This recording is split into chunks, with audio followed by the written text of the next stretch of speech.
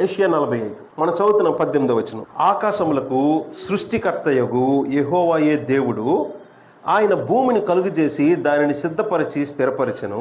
నిరాకారముగా ఉండునట్లు ఆయన దాన్ని సృజింపలేదు, నివాస స్థలమగునట్లుగా దాన్ని సృజించెను ఆయన సెలవిచ్చినదేమనగా. చూసారా ఈ మాటలు ఏముందో? ఆ తమ్ముళ్ళు వచ్చారు, వాళ్ళు ఏదో ఒక పాస్టర్ గారి చర్చికి వెళ్తారు. ఆ పాస్టర్ గారు ఏం చెప్తే అంతే, ఇంకా ప్రపంచంలో మిగతా వాళ్ళందరూ తప్పు, వాళ్ళు ఒక్కటే రైట్ అనుకుని నమ్మేవాళ్ళు. వచ్చి వాదిస్తున్నారు. ఇంకా మన వాళ్ళు ఎవరెవరో కూర్చున్నారు చాలా మంది. రోజు ఆదికాండం 1వ అధ్యాయం 1-2 వచనాలు ఇలా ఉన్నాయి. ఆదియందు దేవుడు భూమి ఆకాశములను సృజించెను, భూమి నిరాకారముగాను శూన్యముగాను ఉండెను, చీకటి అగాధ జలముల పైన కమ్మి ఉండెను. ఈ మాటలు చూపించి చూసారా, దేవుడు ఎప్పుడు ఏం చేసినా మంచిది మంచిది మంచిది అని చెప్తారు. కానీ 2వ వచనంలో భూమి నిరాకారముగా శూన్యముగా ఉండెను అంటే ఏం జరిగింది అని చెప్తూ, ఈ 1వ వచనానికి 2వ వచనానికి మధ్యలో ఏదో జరిగింది. ఏం జరుగుద్ది?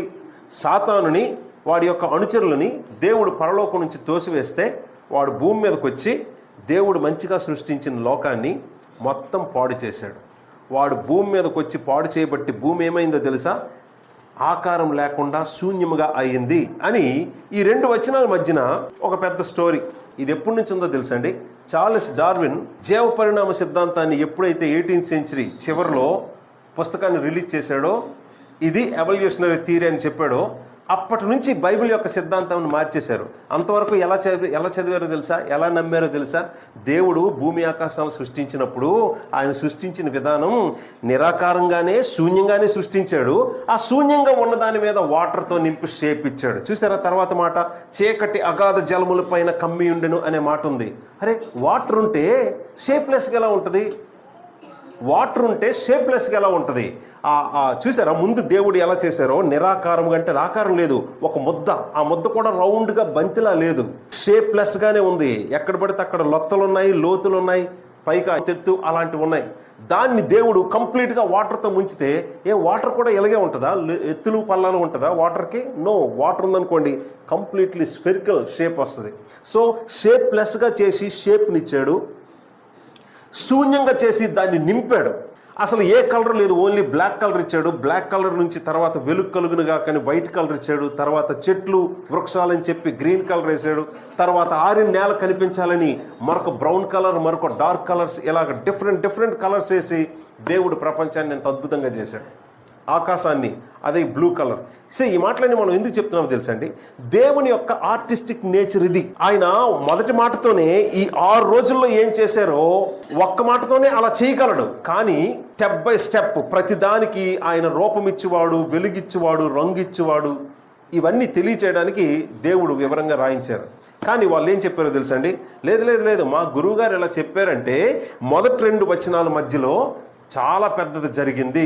ఎందుకంటే ఇదిగో యెషయా 45 కూడా దానికి సాక్ష్యమని యెషయా 45 అందుకు చూపించారు. యెషయా 45లో ఏముంది? మరొకసారి చదువుతున్నాం. నిరాకారముగా ఉండినట్లు ఆయన భూమిని సృజింపలేదు అనే మాట చూపించినప్పుడు ఏం చెప్తారు? ఏమర్థమవుతుంది? అక్కడెక్కడో ఆదికాండం మొదటి 2 వచనాల్లో ఉన్న మాటని యెషయా గారు ఇక్కడ ఎందుకు అసలు కోట్ చేశారు? దాని గురించి వాళ్ళకి చెప్తే, సార్ మీరేమైనా చెప్పండి కానీ మా పాస్టర్ గారు చెప్పిన దానికి వేరుగా మీరేం చెప్పినా ఇంకా దాని గురించి వద్దు అని ఇంకో టాపిక్ వెళ్ళిపోయారు. ప్రపంచం అంతా 18వ శతాబ్దం వరకు ఏం నమ్మారో తెలుసా? అక్షరాల బైబిల్ ఏం చెప్తుంది అదే నమ్మారు. దేవుడు మొదటగా ఎలా సృష్టించాడు, ఆ నిరాకారంగా ఉన్నదానికి శూన్యం అంటే ఏమీ లేదనమాట. దాని మీద నీటిని, దాని మీద ఆరిన నేలను, దాని మీద మొక్కలను, అలాగ ఒక్కొక్క దాన్ని నింపాడు. ముందు నేను అన్నాను, బాబు నువ్వు తల్లి గర్భంలో ఒక 5 వారాలు బేబీగా ఉన్నప్పుడు నువ్వు ఎలా ఉంటావంటే పిండం అని అన్నాడు. 5 వారాలకి పిండం అన్నావు కదా, 4 వారాలకు షేప్ ఏంటి అని అడిగాను, పిండమే అన్నాడు. 4 వారాల షేపు 5 వారాల షేపు పిండానికి ఒకటే ఉంటుందా? దేవుడు మనల్ని ఇలా పుట్టించాలనుకున్నప్పుడు, ఏది ఇలా మొహం కాళ్ళు చేతికి ఇలా పుట్టించాలనుకున్నప్పుడు డే 1 మనకు ఆ రూపంతో పుట్టించగలడు. కానీ చూసారా, ఎవ్రీడే షేప్ మారుస్తూ బయటకు వచ్చేసరికి ఇదిగో చేతులు, కాళ్ళు, తలకాయ ఇవన్నీ ఉన్నాయి మనకు. ఈ మాటలన్నీ ఎందుకు చెప్తున్నారో తెలుసండి? దేవుడు ఈ రూపురేఖలతో మనల్ని సృష్టించడం ప్లానే. కానీ దానికి ఆయన రూపాన్ని ఎలాగిచ్చాడు తెలుసా? ఆకారం లేని నీకు ఆకారం ఇచ్చాడు అన్న విషయం నీ గురించి నీకు అర్థమైతే ఈ భూగోళం గురించి కూడా అర్థమవుతుంది. ఈ భూగోళానికి కూడా ఆకారం లేదు, ఆకారం లేని దానికి ఆకారం ఇచ్చేవాడు ఆయనే. రూపురేఖలు లేని దానికి రూపురేఖలు ఇచ్చేవాడు ఆయనే. ఇది అని చెప్పడానికి అవకాశం లేని దానికి ఒక పేరు పెట్టి ఐడెంటిటీ ఇచ్చేవాడు ఆయనే అని దేవుని యొక్క సార్వభౌమాధికారం, జ్ఞానం, ఆయన కనికరం, ప్రేమ అర్థం చేసుకోవడానికి దేవుడు ఈ రకంగా పుట్టించి లేక సృష్టించి అవన్నీ రాయిస్తే ఇది నిజానికి ఎలా జరిగిందో తెలుసండి. 18వ శతాబ్దంలో చార్లెస్ డార్విన్ ఆ పుస్తకం రిలీజ్ చేసిన తర్వాత ఏం జరిగిందో తెలుసా? ఇంకందరూ వినండి, అనువంశిక సిద్ధాంతం, జీవ పరిణామ సిద్ధాంతం ఇవన్నీ వచ్చిన తర్వాత కోతిలో నుంచి మనిషి వచ్చాడని ఫైనల్గా చెప్పే విషయం. ఎందుకంటే కోతికి మనిషికి ఉన్న సిమిలారిటీస్ చూసి అయ్యి బాబు ఇంతవరకు చర్చల్లో మనం ఎలా చెప్తున్నాం, ఇప్పుడేమో పుస్తకాల్లో ఇలా వచ్చేసింది, సైంటిస్టులు ఏం చెప్తున్నారో అంత అదే నమ్ముతున్నారు. ఎందుకు ఇంతవరకు చూడండి కరెంట్ కనిపెట్టారు, తయారు చేశారు, ఇంతవరకు మనకి ఎప్పుడు లేదు, లైట్ వచ్చింది, ఫ్యాన్ వచ్చింది, అది వచ్చింది, ఇది వచ్చింది అంటే సైన్సే రైట్. ఇప్పుడు మన బైబిల్ తప్పు అంటారని బైబిల్ పండితులు భయపడిన వాళ్ళు ఏం చేశారో తెలుసా? ఇదిగో చార్లెస్ డార్విన్ చెప్పింది కూడా బైబిల్లోనే ఉంది. ఎక్కడుంది? ఇదిగో ఫస్ట్ 2 వచనాల మధ్యలో గ్యాప్ ఉందని దానికి ఒక పేరు బైబిల్ పండితులు పెట్టారు, దాన్ని గ్యాప్ థియరీ అన్నారు. అంతవరకు ఉన్నది ఏంటో తెలుసా? క్రియేషనిజం అని అన్నారు. అంతవరకు ఉన్నది థియిజం అని అన్నారు. ఇప్పుడు ఏమన్నారు తెలుసా? థియిస్టిక్ క్రియేషనిజం అన్నారు. ఈ 2 మాటలు కలిపితే ఏమర్థం అవుతుంది? థియిస్టిక్ ఎవల్యూషనరీ థియరీ. ఈ 2 మాటలు కలిపితే ఏమర్థమైంది తెలుసండి? చార్లెస్ డార్విన్ చెప్పిన ఎవల్యూషన్ అంతా ఎలా వచ్చిందంటే థియిస్టిక్, దేవుని వల్ల. సో దేవుణ్ణి సైన్స్ని కలిపి పెట్టి బ్యాలెన్స్ చేసే పద్ధతి ఈ రోజుకి ప్రపంచంలో చాలా పెద్దవాళ్ళు అనబడే సేవకులు కూడా చెప్తూ ఉంటే ఈ చిన్నోళ్ళు కూడా అదే నమ్ముతున్నారు. ఆదికాండం మొదటి 2 వచనాల్లో ఉన్న విషయాన్ని యెషయా 45లో చెప్పడానికి కారణం ఏంటి? ఆకాశములకు సృష్టికర్తయగు యెహోవాయే దేవుడు, ఆయన భూమిని కలుగజేసి దాన్ని స్థిరపరచెను, నిరాకారముగా ఉండునట్లు ఆయన దాన్ని సృజింపలేదు. ఈ మాటకు అర్థం వాళ్ళు ఎలా మార్చి చెప్తారో తెలుసా? దేవుడు నిరాకారముగా సృజించలేదని అంటున్నారు. అక్కడ వాక్యం నిరాకారముగా ఉండిన తర్వాత నిరాకారముగా సృజించలేదని ఎలా చెప్పారు? ఇక్కడ అలా ఉందా? ఇక్కడ ఎలా ఉంది? నిరాకారముగా ఉండునట్లు ఆయన దాన్ని సృజించలేదు అంటే ఎప్పటికీ ఆకారం లేకుండా అలాగే ఉండిపోయేటట్టు సృజించలేదనే మాటలోనే ఏముందో తెలుసా? ఓహో, సృష్టించినప్పుడు నిరాకారంగా సృష్టించాడు అన్నమాట, కానీ ఎప్పటికీ అలాగే ఉండిపోయేటట్లు దాన్ని సృష్టించలేదు. ఈ మాట ఎందుకు ఉపయోగించారో తెలుసు? ఇక్కడ పట్టణం నిరాకారంగా అవుతుంది, పట్టణం శూన్యముగా అవుతుంది. ఈ 2 మాటలు ఎక్కడ ఉన్నాయి? ఆదికాండం 1:2లో ఉన్నాయి. ఆదికాండం 1:2 వచనంలో ఉన్నాయి, నిరాకారం, శూన్యం. ఆ మాట ఇక్కడ ఉపయోగించాలని అర్థం ఏంటో తెలుసా? ల్యాండ్ ఎప్పుడు నిరాకారంగా, షేప్ లేకుండా, పట్టణాలు లేకుండా, శూన్యంగా, ఎవరు లేకుండా ఉండడానికి ఆయన సృష్టించలేదు. బిగినింగ్లో కూడా ఆయన ప్లాన్ ఏంటో తెలుసా? ఆయన అలా సృష్టించింది నిత్యం అలా ఉండడానికి కాదు, తర్వాత నింపడానికే. ఇప్పుడు కూడా మిమ్మల్ని ఏం చేస్తున్నాడు? ల్యాండ్ షేప్ లేకుండా, తర్వాత శూన్యంగా, ఎవరు లేకుండా ఖాళీ చేస్తుంది నిత్యం అలా ఉండిపోవడానికి కాదు, మరలా తీసుకొని వస్తాడు, దాని పూర్వ వైభవం దానికి ఇస్తాడు. చూసారా? ఈ మాత్రం సింపుల్ లాజిక్. ఆ పిల్లవాడికి చెప్తున్నాడు, ఈ క్వశ్చన్ అడిగిన పిల్లవాడికి, అబ్బాయికి, అసలు యెషయా గ్రంథంలో మాట ఎందుకు రాయించారు తెలిసి చెప్పారంటే, అవన్నీ మాకెందుకండి, ఎక్కడ ఉందా లేదా అని అంటాడు ఆ పిల్లవాడు. అసలు ఎంతకీ 45వ అధ్యాయం కాంటెక్స్ట్ ఏంటో తెలుసా అంటే, కాంటెక్స్ట్ పని ఏంటి, ఇక్కడ ఉంది కదా అంటాడు. ఆ మాట ఈ సందర్భంలో ఎందుకు చెప్పారు? దేవుడు మొదటగా సృష్టించినప్పుడు నిరాకారంగా ఏమీ లేకుండా సృష్టించాడు, కానీ నిత్యం అలా ఉండిపోవడానికి కాదు, దాన్ని నింపుతాడు. అలాగే ఇప్పుడు కూడా ల్యాండ్ అంతా ఖాళీ అయిపోయి శూన్యం అయిపోతుంది, షేప్ ప్లస్ అయిపోతుంది, దాని బార్డర్ ఉంటుంది, ఇశ్రాయేల్ బార్డర్. చూసారా? నిరాకారం అంటే ఏంటో తెలుసా? ఇప్పుడు ఇశ్రాయేల్ అంటే దాని బార్డర్ ఉంటుంది, ఆంధ్రప్రదేశ్ అంటే దాని బార్డర్ ఒక రూపురేఖలు ఉంటాయి. నిరాకారం అంటే ఏంటో తెలుసా? ఎవడు పడితే వాడు ఇచ్చేస్తాడు, ఇంకా బార్డర్ లేవు, ఎవరైనా ఆక్రమించుకోవచ్చు, ఎందుకంటే దానికి అథారిటీ లేదు. అది ఆకారం లేకుండా కలిసిపోతుంది ప్రపంచంలో, అది నిత్యం అలా ఉండదు, మరలా దాని షేప్ దానికి వస్తుంది. అంటే అబ్రాహాముకి ఎంత ల్యాండ్ ఇచ్చానో ఆ బార్డర్స్తో సహా, ఆ దేశానికి ఉన్న ఎల్లలు బార్డర్స్తో సహా మరలా మీరు అందరూ వస్తారు, అది నిత్యం శూన్యంగా ఉండడానికి క్రియేట్ చేయలేదు.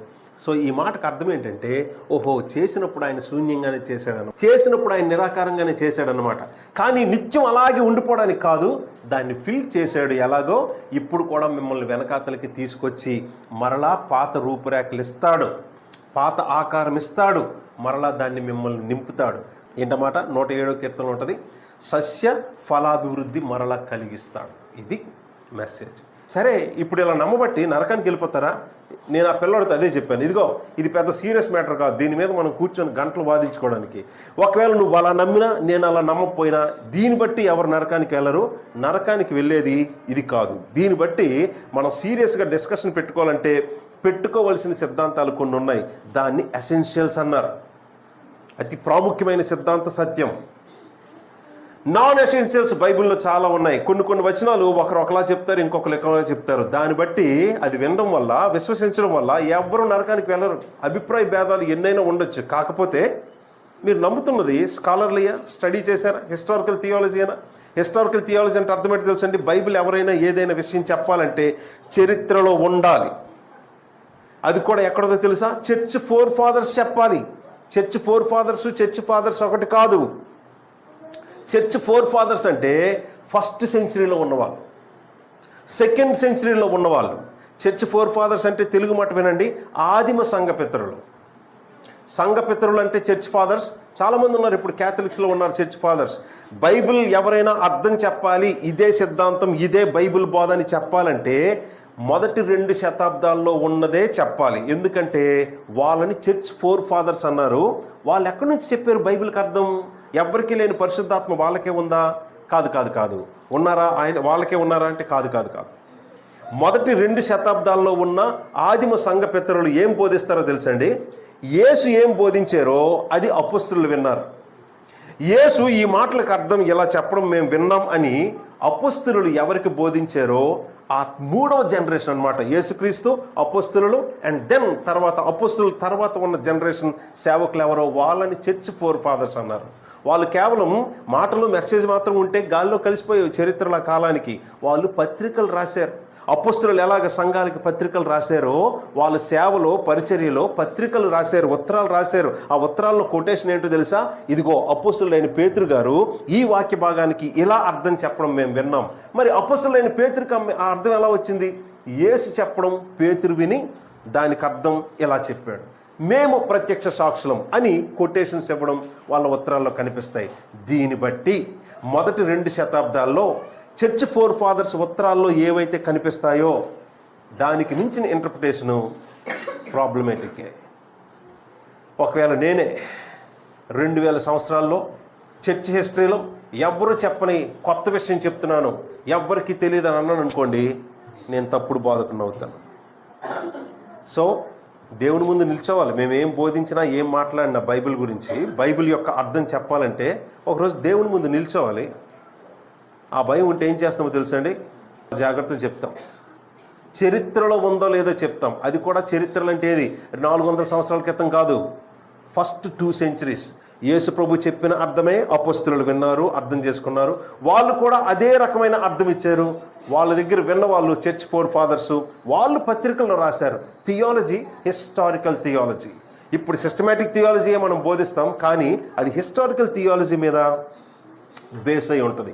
హిస్టరీలో థియాలజీ ఎలా ఉంది, ఎలాంటి అటాక్స్ జరిగాయి, ఎవరు ఏం బోధించారు, ఈ వచనాలకి ఎవరు అర్థం చెప్పారు, విషయాల మీద ఏమీ అవగాహన లేకుండా నాకు తలకాయకి ఏం తోస్తుందో బైబిల్ చదివినప్పుడు, అరే ఇది అద్భుతంగా ఉంది, ఇది ఒక గొప్ప మర్మమే అని దేవుని ప్రజలకు చెప్పడం ప్రమాదం. ఆ మాట లూకా గారు రాశారు. ఆది నుంచి ఏదుందో అది మీకు చెప్తున్నాం అన్నాడు. ఆది నుంచి ఏదుందో అనే మాటకు అర్థం ఏంటో తెలుసండి? మొదటి శతాబ్దాల్లో ఏదైతే బోధ ఉందో, ఏదైతే సిద్ధాంతం ఉందో, అంటే ఇదే బైబిల్. చూసారా, ఇదే బైబిల్కి ముస్లిమ్స్ ఎలాగ అర్థం చెప్తారు మీకు అర్థమవుతుందా? ఇదే బైబిల్ ఇశ్రాయేలీలు ఎలాగ అర్థం చెప్తారో మీకు తెలుస్తుందా? ఇదే బైబిల్ మార్మోన్స్ ఎలాగ అర్థం చెప్తారో చూసారా? ఇదే బైబిల్ వేరే డెనామినేషన్లు ఎలా చెప్తారో తెలుసా? ఇదే బైబిల్. స్వామి వివేకానంద గారు ఎలా చెప్తారో తెలుసా దీని అర్థం? ఒక యోగి ఆత్మకథ అనే పుస్తకం ఉంటుంది, చదివితే తెలుస్తుంది. ఇదే బైబిల్ టెక్స్ట్ అంటే ప్యాసేజ్ అంటే వాక్యాలు ఒక్కొక్కరు ఇదే కరెక్ట్ అని ఎవరికి నచ్చిన అర్థం వాళ్ళు చెప్తున్నారు. ఎంతకీ ఏది కరెక్ట్ అయిన అర్థం, ఏది సరైన అర్థం? సరైన అర్థం ఇది అని దేనికి మనం స్టిక్ అయి ఉండాలంటే హిస్టారికల్ థియాలజీ తెలియాలంటే చర్చ్ హిస్టరీ తెలియాలి. చర్చ్ హిస్టరీ అంటే కేవలం ఇతను వచ్చాడు, అతని తర్వాత ఇతను వచ్చాడు, ఇతను ఇన్ని సంవత్సరాలు పరిపాలించాడు, ఆ తర్వాత యుద్ధం వచ్చింది. చరిత్ర సంఘటన మాత్రమే కాదండి, హిస్టారికల్ అకౌంట్స్. మీకు అర్థమవుతుందా? అకౌంట్స్ అంటే జరిగిన సంఘటనలు మాత్రమే కాదు, సత్యం ఏది, మొదటి నుంచి వస్తున్న సత్యం ఏది, ఆ సత్యానికి ఎన్ని రకాలైన దాడులు అంటే అటాక్స్ జరిగాయి. సత్యానికి అటాక్ జరిగినప్పుడు ఎవరు డిఫెండ్ చేశారో, దేవుడు ఎవరిని వాడుకొని నిలవబెట్టి నో ఇది తప్పు ఇదే రైట్ అని ఈ విషయాలన్నీ తెలియడం, చదవడం, అర్థం చేసుకోవడం, ఆ మొదటి శతాబ్దం నుంచి వస్తున్న సత్యానికి ఈ రోజు కూడా మనం స్టిక్ అయ్యి తర్వాత జనరేషన్కి ఇది సత్యం, దీన్ని కాపాడాలని మరొక జనరేషన్కి మనం అర్థమైనట్లు నేర్పించడం. సార్ ఈ మాటలన్నీ ఇప్పుడు ఎందుకు చెప్పుకుంటున్నామో తెలుసా? 200 సంవత్సరాల క్రితం యెషయా గ్రంథానికి అర్థం ఒకలా చెప్పారు. అప్పటికి వినండి, అప్పటికి ఇశ్రాయేల్ ప్రజలు ఇశ్రాయేల్ దేశానికి రాలేదు. వాళ్ళు వచ్చింది ఇదిగోండి ఈ మధ్య కాలంలో ఒక 60-70 సంవత్సరాల క్రితం. ఇప్పుడు అర్థం మార్చేశారు. ఎవరో కాదు, మన క్రైస్తవులే. అది కూడా ఎలాంటి వాళ్ళు తెలుసా? దిట్ట అంటే అర్థమవుతుందో మీకు? ఎవరు మంచి థియలాజికల్ బ్యాకప్ ఉంటుందో అలాంటి వాళ్ళే ఇదంతా అలంకారప్రాయం నిజంగా జరగదంటున్నారు. సరే, ఈ మాటలన్నీ మీతో ఎందుకు చెప్పానో తెలుసండి? మీరు చదువుతుంది బైబిల్ గ్రంథంలో దేవుడు ఒక మాట రాయించారంటే అది తిరిగిలేని సత్యం. అలంకారప్రాయంగా రాయించినవి చాలా ఉన్నాయి. అలంకారప్రాయం ఏదో తెలుసా? కాకపోతే ఇప్పుడే చూడండి, మనం చదువుతున్న యెషయా గ్రంథం 62వ అధ్యాయంలో ఈ మాట ఒకసారి చూద్దాం. అలంకారప్రాయంగా ఎన్నో ఉన్నాయి. అలంకారం అని మనకి సింపుల్గా ఈజీగా తెలుస్తుంది. కొన్ని అలంకారప్రాయం కాదు. ఎంత అలంకారప్రాయంగా రాసినా మొత్తం పుస్తకం ఈ అధ్యాయం అంతా చదువుతుంటే ఒకే మాట పదే దేవుడు రాస్తూ ఉన్నారు కదా. 5వ వచనం, యవ్వనుడు కన్యకును వరించి పెండ్లి చేసుకున్నట్లు నీ కుమారులు నిన్ను వరించి పెండ్లి చేసుకునేదరు. ఈ మాట చూస్తే దేవుని మీద, బైబిల్ మీద ఎన్ని కామెంట్లు వేస్తారో కొంతమంది మహానుభావులు. వాళ్ళకి ఏమర్థం అయిపోతుందని చూసావా బైబిల్ ఏముందో? నీ కుమారులు నిన్ను పెళ్లి చేసుకుంటారంటే తల్లిని పెళ్లి చేసుకునే కుమారులు ఏంటండి? ఈ దేవుడు ఏంటి ఎలా రాస్తున్నాడని అడ్డదిడ్డంగా వాగే వాళ్ళు ఉంటారు. నిజానికి ఆ మాట నీ కుమారులు నిన్ను పెళ్లి చేసుకొందురు అనే మాటకు అర్థం ఇంతకీ ఎవరా నువ్వు? స్త్రీయే, స్త్రీలింగమే ఉపయోగించారు. ఇంతక స్త్రీ ఎవరు? నిజంగా స్త్రీ కాదు, పట్టణం. నీ కుమారులు అంటే ఎవరు? నీ ప్రజలు, అంటే యూదులు, ఇశ్రాయేలీలు. నిన్ను పెళ్లి చేసుకుంటారంటే అర్థం ఏంటి? నీతో సంతోషంగా జీవిస్తారు, నీలో జీవిస్తారు అంటే అర్థం ఏంటి తెలుసా? ఇప్పుడు ల్యాండ్లో ఎవ్వరూ లేరని అనుకుంటున్నావేమో, నీ పిల్లలు మరలా నీ దగ్గరికి వచ్చి నీలో హ్యాపీగా సంతోషంగా జీవిస్తారు. అది కూడా ఎక్కడో తెలుసా? నా పరిశుద్ధ మందిర ఆవరణ ఉందే, ఆ మండపాల్లో ద్రాక్షరసం తాగుతారు. అంటే తాగుబోతులు అయిపోతారని కాదు దాని అర్థం. They will celebrate every day.